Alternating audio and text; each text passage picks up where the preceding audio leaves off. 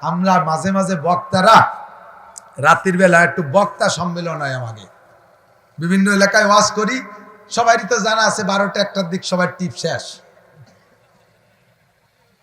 ওই ওয়াজ শেষ করিয়ে পরে ফোনে ফোনে যোগাযোগ করি কেডা কোন জায়গা আসে।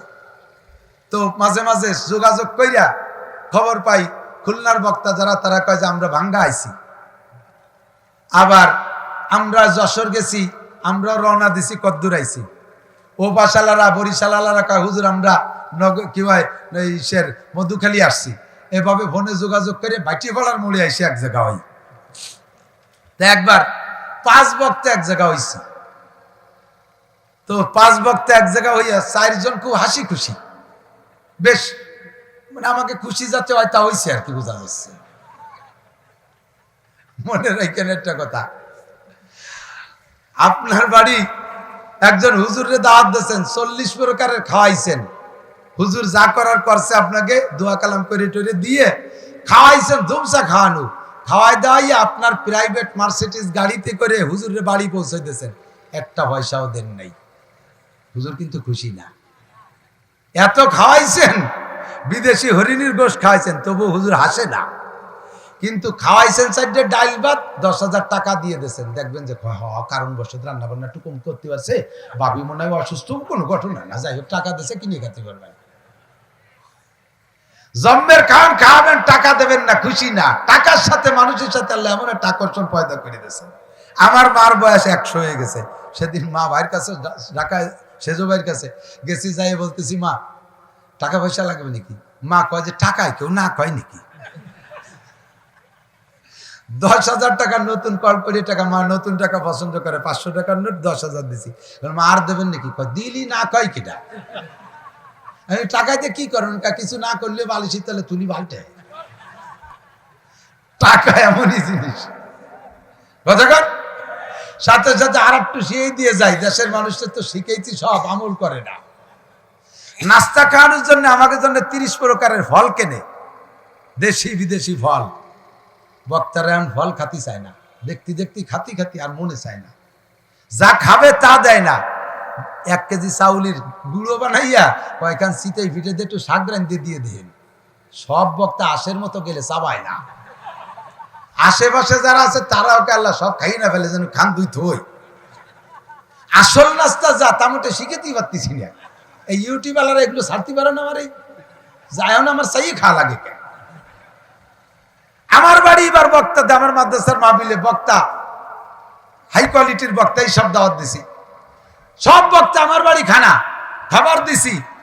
আমার বাড়ি থেকে সিটাই পিঠে বানাইছে, দুপি পিঠে বানাইছে, পান পিঠে বানাইছে। কাঁচা রীতির যায় আর খালি থাল ফেরত যায়, আবার দেয় আবার খায়। ফল ফ্রুট যা দিছি তা সুইও দেয় না। এই জন্য মেহমানদারি এদিক খেয়াল। 2 নম্বরে আপনার বাড়ি আপনার জামাই আইছে, জামাই তো আপনার মাইয়ে পাইয়ে খুশি, তাই না? ভালো একটা মাইয়ে দিয়েছেন, জামাই বউ পাইয়ে খুশি। কিন্তু জামাইয়ের ভাইরা আইছে, তারা কিসি খুশি? তারা খাওয়ানে খুশি। এবার জামাইরে দিয়েছেন দামি দামি পোশাক, জামার ভাইকে শুধু খাওয়াই দাওয়াই বিদায় দিয়েছেন। জামাই কিন্তু তাতে জামাইও খুশি না, তার ভাইরা তো খুশি রাখা। তোর শ্বশুর বাড়ি জীবনেও যাব না। ও সামাজিক, খালি একদিকে হাত দিয়া দেয়। বক্তারা যায়, বক্তাকে কাজ দেয়, তারা তো আলাদা সম্মান পায়। বক্তাকে সাথে 2-1 জন গেলি তাকেও কিছু দিতে হয়।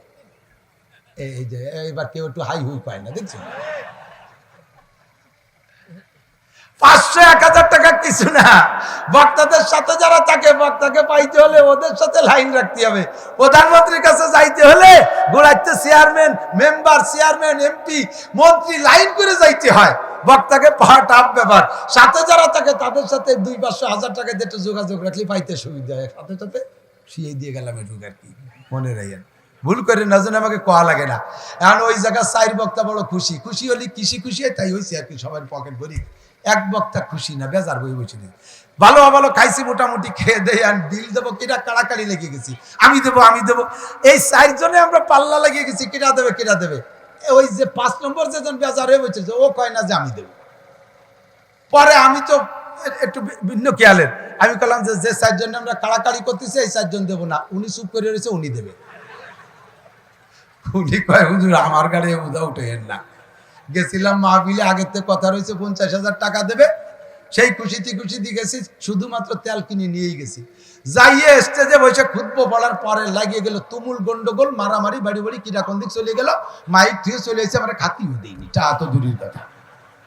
জীবনে এই 50,000 টাকার মাহফিল ছিল, আর আজকে তাই যাইয়ে সেই সবকিছু আমার মাটি হয়ে গেছে। আমার এই বোঝা উঠেন না, পরে বিকাশে ফোন করে 2,000 টাকা নিয়ে তাই দিয়ে তেল কিনে বাড়ি আসতেছে। ওর তো প্ল্যান ছিল আজকে 50,000 টাকা পাবে, সে জায়গা থেকে খালি হাতে চলে আসা লাগে। এরকম বহুত জায়গা আমাদের ঘটে, বহুত জায়গা আমাদের ঘটে। তাহলে আগামী বছর কি খাবো আর না খাবো, কামাই করবো না করবো, এটা কি সরকার জানে? জাতিসংঘের মহাসচিব জানে, জো বাইডেন জানে, সিনিয়র প্রেসিডেন্ট জানে, রাশিয়ার প্রেসিডেন্ট জানে? জানে কে? জোরে বলেন, কে জানে? আল্লাহই জানে। ভবিষ্যৎবাণী ভাবে দিয়েন না। বলেছিলেন বাংলাদেশে করোনা ঢুকতেছে, পাইকারি দরে মানুষ মরে সাপ হয়ে যাবে, বিশ্বের সবচাইতে বেশি মানুষ মরবে করোনায় বাংলাদেশে। আমরা উলামায়ে কিরাম এ জায়গা গাদ বাদায় বলছিলাম যে না, বাংলাদেশে ওই রকম মরবে না, ইনশাআল্লাহ মরবে না। মরবে না তার প্রমাণ আমরাই করে দেখাতে সক্ষম হয়েছি, দোয়া করছি, আল্লাহর কাছে কবুল করেছে। সব জায়গা কিছু না কিছু নিয়ম নীতি মেনে চলছে করোনার সময়। আমরা মাদ্রাসাগুলো গোপনে পিছনের দরজা, পিছন দিয়ে দরজা কাটিয়ে দরজা বানাইয়া মাদ্রাসাগুলো খুলছি। প্রত্যেকটা মাদ্রাসার ভিতরে জায়গার সংকট, ছাত্র সংখ্যা বেশি। ওই সময় ক্যাসিং দিয়া, ইলিশ পাইলিং দিয়ে ঠ্যাঙের মধ্যে পাও বই দিয়ে কাট কাট করে শুয়াইছি। একটা নাকের নিষেধ বেরোয়, আর একটা নাক দিয়ে বিয়ে পিছন দিয়ে বেরোয় গেছে। তবু আল্লাহর রহমতে সারা বাংলাদেশে একটা আলেম তালবে আলিম করোনায় মারা যায় নাই। কথা বলেন ঠিক ঠিক না? ও দোস্ত, তোমরা ভবিষ্যৎবাণী দিবে একরকম, আল্লাহ দিয়েছে, নবী দিয়েছে আর এক রকম। আল্লাহ, নবী, আল্লাহ এবং রসুল যেটা দিয়েছে আমরা সেই ভবিষ্যৎবাণী নিয়ে সামনে চলি। সামনে বছর দুর্ভিক্ষ বাংলাদেশে হবে না। আপনারা একমত? একমত। সামনে বছর বাংলাদেশে দুর্ভিক্ষ হবে না। এখন যদি দুর্ভিক্ষ হয় কি এলি, পেঁয়াজ হলো না, পাট হলো না, ডাল হলো না, সে দুর্ভিক্ষ তো হয়েই গেলে শেষে। এনকা হুজুর আপনি কইলেন যে আমাকে শাকপাল দিয়ে চকে বসে আমাদের নিয়ে কইলেন দুর্ভিক্ষ হবে না, ও দুর্ভিক্ষ এসে গেছে। আমি বলবো আমার কথা মানেন, আল্লাহর কথা মানেন, সরকারকে বলবো আপনিও মানেন। আমাদের এই কথাগুলো যদি মানেন, আল্লাহর কসম, আল্লাহর 99 নামের কসম, আল্লাহর জাতের কসম, আল্লাহ পাক বলেছেন লাউ আন্না আহলাল কুরা আমানু ওয়াত্তাকাউ লাফাতাহনা আলাইহিম বারাকাতিম মিনাস সামাই ওয়াল আরদ। যদি তুমি আমার দুইটা কথা মানো, ঈমানদার হও আর মুত্তাকিন হও, আমি আসমান থেকে রহমত, জমিন থেকে বরকতের দরজা খুলে দেব। এই জগতে তোমাদের জন্য দুর্ভিক্ষ হবে না। কথা বলেন ঠিক কি ঠিক না? এর জন্য আল্লাহ রসুল বলেন দুর্ভিক্ষ ঠেকানোর জন্য একটা ওজিফার পর আমল করো। হুজুর বলেন মান হাফাজা আলাস সালাওয়াত। এই সময় কম বিদায় তাড়াতাড়ি বলতেছে, সাবান উসরা গিলা লাগতেছে, কান খাড়া রাখবেন, শুনি সত্যি পারবেন না, এদিক থাকেন। আল্লাহ নবী বলেন যেই ব্যক্তি 5 ওয়াক্ত নামাজ ঠিক করে পড়বে, কয় ওয়াক্ত? আল্লাহ রসুল বলেন তারে 5টা পুরস্কার দেবে আল্লাহ। কে দেবে? কয়টা জানা আছে না?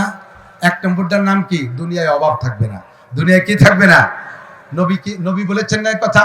নবীকে নিজের থেকে বলছেন, উপর থেকে শুনে বলছেন? উপর থেকে জেনেই বলছেন, ওখানে লাইন করে বলছেন যে ব্যক্তি 5 ওয়াক্ত নামাজ পড়বে তারা 5টা পুরস্কার দেবে। 4টে মরার পরে একটা দুনিয়ায় যেটা দেবে সেটা হলো দুনিয়ায় অভাব হবে না। দুনিয়ায় অভাব হবে না। তাহলে দুনিয়ায় অভাব হবে না, দুর্ভিক্ষ হবে না, এই ভবিষ্যৎবাণী দিলাম। এই দুর্ভিক্ষরে ঠেকানোর জন্য যেটা লাগবে এইটা করে দেন, তাহলে দুর্ভিক্ষ হবে না ইনশাআল্লাহ। কথা বলেন ঠিক ঠিক না? 5 ওয়াক্ত নামাজ ঠিক করে পড়েন, দুনিয়ায় অভাব হবে না। এখন বাংলাদেশ সরকারকে বলবো দুর্ভিক্ষ আসার সুসংবাদ দিলেন কে? দিয়েছেন যখন, তখন আমরা পরামর্শ দেই দুর্ভিক্ষরে ঠেকাইতে হবে। এ ব্যাপারে আপনি সরকার আমাদের সাথে আসতে হবে। সরকার বলবে মিয়া দুর্ভিক্ষ ঠেকবে কিসে বলো?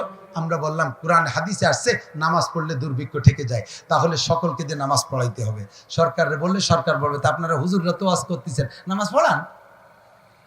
আমরা পারবো না, তুমি পড়াও। আমরা এত কি দায় ঠেকছি, আমরা পড়াতে যাবো, আমরা তো পড়ি। আমার ভাষায় আমি নামাজ জোরে জোরে কিরাতে পড়বো, তুমি পারলি ভাষায় এসে পড়ো। যদি বাংলাদেশকে ডিজিটাল করতে হয়, ডিজিটাল বলে ঘোষণা দিয়েছেন, সত্যি যদি ডিজিটাল বাংলাদেশ করতে হয় তাহলে দুর্ভিক্ষ ঠেকাইতে হবে। খালি বড় বড় রাস্তার নাম ডিজিটাল না, বড় বড় ব্রিজের নাম ডিজিটাল না, বড় বড় বিল্ডিং এর নাম ডিজিটাল না, ডিজিটাল মানুষ করতে হবে আগে। কথা বলেন ঠিক ঠিক না? ডিজিটাল মানুষ করতে হলে এদেশ থেকে দুর্ভিক্ষ তাড়ান। মানুষ গড়েন, দুর্ভিক্ষ তাড়ান। ডিজিটাল মানুষটা হলে দুর্ভিক্ষ তাড়বে না। চোর খেদান, অফিস থেকে চোর তাড়ান, অফিস থেকে চোর তাড়ান। রাস্তা মারে, খাল মারে, বিজিএফ কার্ড মারে, পঙ্গু ভাতা মারে, বিধবা ভাতা বেশি খায়, বয়স্ক ভাতা বেশি খায়, এ জায়গায় যারা ঘুষ খায়, রাস্তার পিস খোয়া খেয়ে বেলায় দিচ্ছে, কারেন্টের খাম্বা খুঁটি চৌগিলি খেয়ে বেলায়। তার মার মুলাইয়ে খেয়ে ফেলে দিচ্ছে, ঠিক না? এইগুলোর অপারেশন করেন। 2 নম্বর, নামাজ পড়ান। এই জন্য আমি প্রত্যেকটা মাহফিল এখানে বলতেছি, আরো বলবো সিজন বইয়ে আমরা সর তুলবো। গতকালকে ডিআইজি রফিকুল ইসলাম শিমুল, বাংলাদেশের খুব অন্যতম একজন ডিআইজি, আমার পাইকান্দি গোপালগঞ্জ বাড়ি, তার উপস্থিতিতে তার মাহফিল এর চাইতে বেশি শ্রোতা পেয়েছি। সে জায়গা বলছি আমার গোপালগঞ্জের 100% আমলিগ নিয়ে আমি সেখানে হাত উঠিয়ে মাননীয় প্রধানমন্ত্রীর কাছে ইউটিউব চ্যানেলের মাধ্যমে, মিডিয়ার মাধ্যমে জানিয়ে দিয়েছি যে বাংলাদেশ সরকার, আমরা তো ওয়াজ নামাজের জন্য জীবন ভরে করতেছি, আপনি একটু সংসদে নামাজের বিলটা পাশ করে দেন, দেখেন তারপরে নামাজ পড়াতে হয় কিভাবে, দেখবানি। কথা কোন ঠিক না? সরকার যদি নামাজের বিল পাশ করে দেয়, সরকার কাছে আমার পাশ করা দরকার, আপনারা পড়ান না, খালি আমাদের ওয়াজে কাজ হয় না, সময় সময় মুগুরও লাগে। আপনাদেরকে এতদিন ওই রামপালের একটা গল্প শুনাইতাম, দেখ সেদিনকে আমার বাড়ির ধারে ঘটনা ঘটিয়ে গেছে। মধুমতি নদী শুরু হয়েছে কামারখালী ব্রিজিতে, ও পাশে চলে গেছে বহুদূর, প্রায় 100 কিলোমিটার মতো মধুমতি নদী লম্বা। ছোট নদী তো লেকের মতো হয়ে গেছে, 2 পাশে মহিলারা এসে নদীতে গোসল করে, জায়গায় দাঁড়ায় কাপড় চুপড় পাল্টায় যায়। এই যে আমরা বক্তা ওই এলাকায় তো কম না, গোবেরডাঙ্গা সদস্য সরমনের পিসাব আমরা ওই বেশি তো করি, বিটি গেমতে নদীতে যাওয়া ঠেকাতে পারতেছি না, কোনোভাবেই পারি না। আমার মাদ্রাসার ছেলেরা নদীতে গোসল করে, ওই সাথে মিটিরাও ভাজায় যায় না, মিনি মহিলাদের পুরুষদের তাল বেলিন্দে গুলাই পুলাই যায়, বেশি বের করা যায় না। আল্লাহর রহমত, এই 20-25 দিন আগে হলো মহিলারা নদীতে যায় না। কেন যায় না? এই শীতলাং জড়ালো না, ওই সময় নদীতে জোয়ার হয়েছিল, ওই সময় সাগরের 3টে কুমির ভেসে চলিয়েছে। এর তা জাগবি তো জাগছে আমার মাদ্রাসার ঘাটের সামনে, এই আমার সাইদুলের মোবাইলে আছে, দেখতে পারেন, ভিডিও করা আছে। এই কুমির 3টে যখন নদীতে ভেসে পড়ছে, মহিলাকে আর ওয়াজ করা লাগে না, কাপড় চোপড় ফেলাইতে তো ওই সাইডে। এতদিন ওয়াজ করে নদীতে যা ঠেকাতে পারি নাই, কুমির ভাষার কারণে নদীতে মহিলার যা বন্ধ হয়েছে। আমরা এতদিন ওয়াজ করে নামাজ পড়াইতে পারতেছি না, আপনারা একটু কুমির ছাড়তে হবে, সরকারি কুমির লাগবে। কথা বলেন ঠিক না? পুলিশ কুমির ছাড়েন, আর্মি কুমির ছাড়েন, বিডিআর কুমির ছাড়েন, র‍্যাব কুমির ছেড়ে দেন। আল্লাহ পাকের কাছে জবাব দেওয়া লাগবে। সরকারকে বলবে তুমি নামাজি বানাও নাই কেন? দেশের মানুষকে বলবে সরকার, আল্লাহ আমি এত মানুষের নামাজি বানাবো কিভাবে? কোন জঙ্গলের মধ্যে পড়িয়ে রয়েছে, নামাজ পড়ে না, আমি এই কিভাবে বিটি মানুষ বাবা, আমরা কয়েকজন বিটা মানুষ এত খবর নেব কিভাবে? আল্লাহ কয় তোমাকে দ্বারা সম্ভব। যারা মসজিদ খালি করতে পারে তারা মসজিদ ভর্তিও পারে। করোনা নামক জুজুবুড়ির ভয় দিয়ে বাংলাদেশের মসজিদগুলোরে খালি করে দিছিলে, কথা কোন ঠিক না? এটা কি সরকার করছে কি করে নাই? সরকার খালি করছে কি করে নাই? জুমা পড়তে দেয় নাই, ঈদের নামাজ পড়তে দেয় নাই, তারাবি পড়তে দাও নাই, মসজিদে মুসল্লি খালি করে দিয়েছো, মসজিদ থেকে মুসল্লি বের করে দিয়েছো। আল্লাহর কাছে জবাব দেওয়া লাগবে কি লাগবে না? যারা খালি করতে পারছো তারা মসজিদ ভরতেও পারবা, খালিটা করলে ভরিয়ে কেন দিলে না? এই জন্য এবার বৃষ্টি হই নেই, পানি হই নেই, পাট জাগ দিতে পারো না, আগামীবার হবে না মোটেই। দুর্ভিক্ষ ঠেকাও কিভাবে ঠেকাবা? আমরা প্রাকৃতিক দুর্যোগের মোকাবেলা করি, কি কসু দিয়ে মোকাবেলা করবা? মোকাবেলা করতে হলে লাগবে ইবাদত। কথা বলেন ঠিক না? বাংলাদেশ সরকারের কাছে আমি অনুরোধ করব, সারা বাংলাদেশের সব দলরে ভাঙ্গে আমি একা এক দল বানাইয়া সব কটারে আমলিগ বানাই দেবো। খালি সরকার আমার 3-4 কথা শুনুক, সব দল ভেঙে এক দল বানাই দেবো। 1 নম্বরে জাতীয় সংসদে নামাজের বিল পাশ করার পর করলে আপনারা একমত আছেন কারা কারা? সরকারের প্রশংসা করবেন না? পর্দার বিল পাশ করলে সরকার প্রশংসা করবেন না? জাকাতের বিল পাশ করলে প্রশংসা করবেন না? যত পার্ক আছে আর যত সমুদ্র সৈকতে ল্যাংটা ল্যাংটিরা বসে বসে তসবি টিপতেছে, এই কয়টারে বাড়ইয়ে দাবলাইয়ে ঘরে উঠে দিলে সরকার যদি এই কাম করে, আপনারা একমত থাকবেন না? মাত্র 4টে দাবি মানেন, সবাই যাবে আমলিগ বানা দিয়ে দেবেন, ঠিক কি ঠিক না? আর দুর্ভিক্ষ আসবে না, দুর্ভিক্ষ এটা সরকার করুক আর না করুক আমরা করব। সরকারের কাছে দাবি রাখি, সকালবেলা সংসদ ভবন সংসদ অধিবেশন শুরু হলে এমপিকে দিয়ে মন্ত্রীকে দিয়ে আগে সূরা ইয়াসিন পড়াবেন, ওই জায়গায় সবাই সূরা ইয়াসিন পড়তে হবে, ওই জায়গায় সূরা ইয়াসিন। আর অধিবেশন যাইতে যাইতে মাগরিব পর্যন্ত হয়ে গেলে মাগরিবের পরে ওই সংসদ ভবনে সূরা ওয়াকিয়ার তিলাওয়াত চালু করে দিতে হবে। সংসদে ইয়াসিন আর ওয়াকিয়া চলবে, আর আমরা আপনারা প্রত্যেকের ঘরে ঘরে সকালবেলা সূরা ইয়াসিন প্রত্যেক প্রত্যেকটা ফ্যামিলিতে একবার সূরা ইয়াসিন আর মাগরিবের পরে সূরা ওয়াকিয়া আমল করেন। সরকার যদি দুর্ভিক্ষের ভয় দেয়, আসমানি মালিক আমাদের জন্য দুর্ভিক্ষ, আমাদের থেকে দুর্ভিক্ষ হটাই দিয়া আমাদের রুজির প্রশস্ততা দান করবে। নবী কয় দুইটা জিনিস এক জায়গা হয় না, মনে করি আগুন আর পানি এক জায়গা হয় না, তাও এক জায়গা করা সম্ভব। তবে যে ঘরে রাতের বেলা সূরা ওয়াকিয়া আছে, ওই ঘরের ভিতরে ওয়াকিয়ার সাথে অভাব এক জায়গা হয় না, ওয়াকিয়ার সাথে অভাব এক জায়গা হয় না।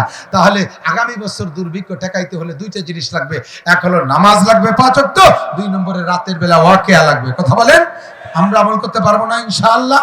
3 নম্বর কথা হলো আল্লাহ বলেন ওয়া তাআওয়ানু আলাল ইসমিল বিররি ওয়াত তাকওয়া ওয়া লা তাআওয়ানু আলাল ইসমি ওয়াল উদওয়ান। আল্লাহ কয় একে অপরকে ভালো কাজে সাহায্য করো, একে অপরকে ভালো কাজে সাহায্য করো। যদি একে অপরকে ভালো কাজে সাহায্য করো, তাহলে ভালো কাজ করার উৎসাহ হবে, আরো ভালো কাজ করার ইচ্ছা হবে। একজন মানুষও নড়বেন না। যখনই এই কথা কই, মানুষ ওয়াজ শুনতে শুনতে এত চালাক হয়ে গেছে, ওয়াজের আয়াত শুনলে টের পায় জান কি হবে।